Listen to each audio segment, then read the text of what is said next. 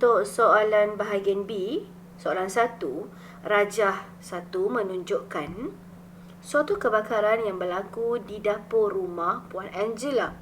Okey, kita tengok kat sini, api sedang marak ni. Dekat mana? Api sedang marak di dapur rumah Puan Angela. Api kan. So bila api sebenarnya, okey, kalau kat dapur ni biasanya apa ada? Kita ada minyak masak, betul tak? We got minyak masak. Kita akan ada minyak masak kan. So minyak masak tu menyebabkan kebakaran boleh berlaku. Lagi apa lagi? Kita ada juga, kenapa boleh berlaku cepat sangat kebakaran ni? Mungkin ada gas, tong-tong gas untuk masak tu kan. So it lead to the fire. Okay, now kita tengok soalan yang diberikan kepada kita. Nyatakan jenis kebakaran yang mungkin berlaku. So, apakah yang melibatkan apa? Yang melibatkan gas, melibatkan minyak masak ni kan. Kebakaran kelas apa? So, basically mengakibatkan gas ni ialah kelas kebakaran kelas C, di mana kebakaran kelas C ni berkaitan dengan gas yang mudah terbakar, like gas asli, metana, petroleum, oksigen, propana, etana dan sebagainya. Dan juga tadi kan cikgu explain tentang minyak masak mungkin kan. So minyak-minyak ni berkaitan dengan kelas F. Kelas F. Jadi minyak masak, minyak lemak dekat dapur atau minyak komersial tu berada dekat kelas F. Jadi kebakaran yang mungkin berlaku adalah kebakaran kelas C dan juga kebakaran kelas F. Okey, untuk soalan seterusnya. Kita pergi soalan seterusnya. Puan Angela berada di tempat kebakaran dan dia ingin menggunakan pemadam api untuk padamkan kebakaran di dapur. Nyatakan jenis pemadam api yang sesuai digunakan oleh Puan Angela. Okey, kita tahu kan tadi cikgu ada sebut juga tentang oksigen. Oksigen is to support the combustion. Jadi dekat sini, apakah jenis pemadam api yang sesuai untuk stopkan combustion ni? Kalau oxygen to support the combustion, we can use the carbon dioxide to stop the combustion. Sebab combustion kan, carbon dioxide tu tidak menyokong pun pembakaran. Jadi pemadam jenis serbuk kering dan juga pemadam daripada karbon dioksida. Jadi dengan menggunakan dua pemadam api ini, dia boleh memadamkan api di tempat kejadian.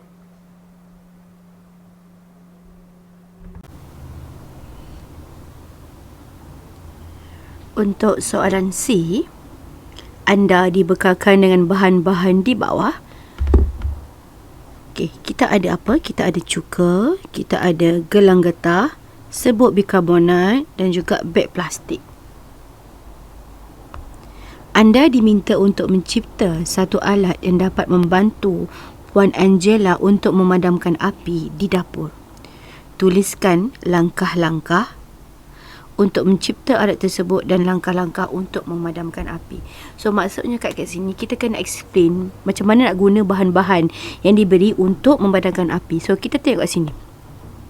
Kita ada cuka. Cuka ni apa sebenarnya? Cuka ni adalah, nama dia acetic cair. Okay. Dan kita ada juga ni serbuk bikarbonat, which is this one adalah natrium. This one adalah natrium bikarbonat. Okay. Alright. So, okay. Jadi macam mana kita nak tahu kenapa ada dua bahan ini? So actually bahan-bahan ini dia ada prinsip tahu. Di mana apabila tindak balas antara cuka which is acid dan juga serbuk bikarbonat which is dia adalah alkali, so dia akan neutralize kan, dia akan neutral, right?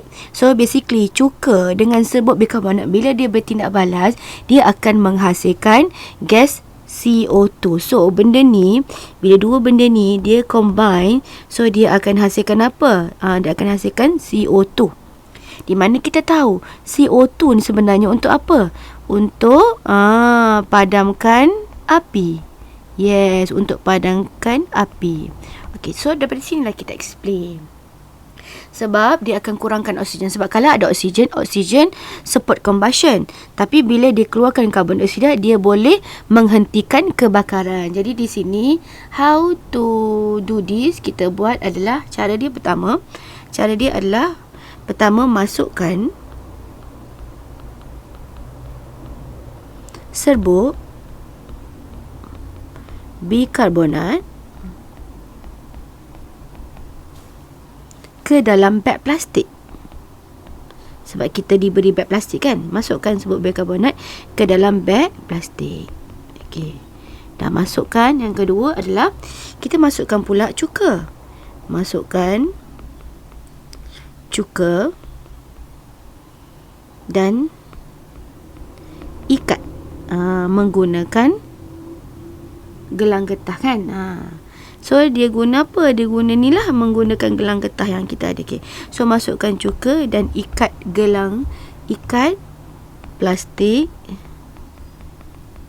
dengan gelang getah dengan ketat serta-merta. Dan maksudnya cepatlah, serta-merta. Lepas masukkan tu, terus ikat. Kita akan tengok apa. So kita akan tengok lepas tu, biarkan seketika sehingga tindak balas berlaku. So di mana bila dia ada tindak balas, dia akan menghasilkan buih.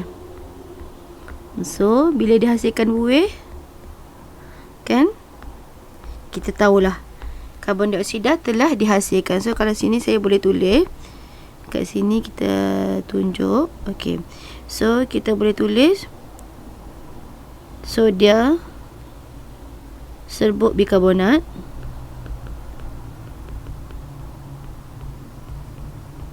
campur dengan cuka, lalu dia akan hasilkan karbon dioksida. So karbon dioksida tadilah, untuk apa karbon dioksida tadi? Untuk padamkan api. Okay. Jadi kita baca pula kat sini, saya highlightkan, halakan mulut beg plastik ke arah api yang sedang menyala. So apa yang akan berlaku? Api akan terpadam. This is how we use sodium bicarbonate and also cuka untuk memadamkan api dan juga mengurangkan kepekatan oksigen. Sebab oksigen support combustion, tapi bila terhasilnya karbon dioksida, it stop the combustion. It do not support the combustion. Tidak menyokong pembakaran.